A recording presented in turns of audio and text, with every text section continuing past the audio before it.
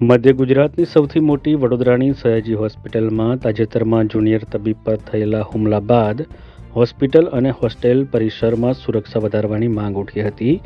Junior doctor association દ્વારા CCTV અને કડક સુરક્ષા વ્યવસ્થાની માંગ બાદ આજે પોલીસ અને હોસ્પિટલ તંત્ર દ્વારા સંયુક્ત નિરીક્ષણ હાથ ધરાશે.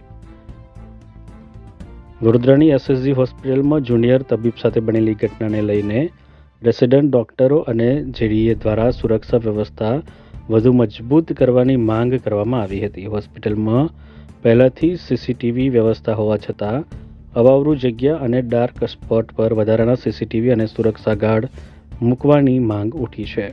તેના અનુસંધાને આજે નાયબ police commissioner zone 2 Manjita Banjara, SSG હોસ્પિટલના superintendent doctor Ranjan Iyer, RMO doctor Hitendra Chauhan, JDA પ્રતિનિધિઓ, હોસ્પિટલ ટીમ અને સિક્યુરિટી એજન્સીના સુપરવાઇઝર સાથે હોસ્પિટલ વિભાગ પરિસર તથા હોસ્ટેલ પરિસરનું સંયુક્ત નિરીક્ષણ કરવામાં આવ્યું હતું.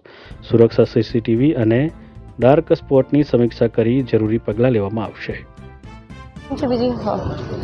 રાઠવા સાહેબ,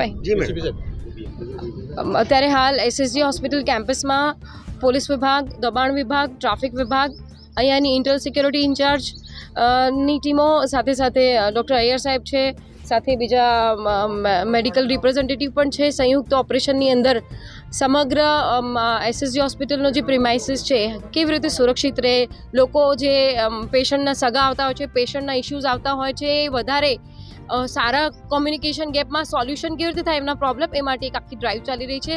સુરક્ષા વિશ્લેષણ ચાલી રહ્યું છે.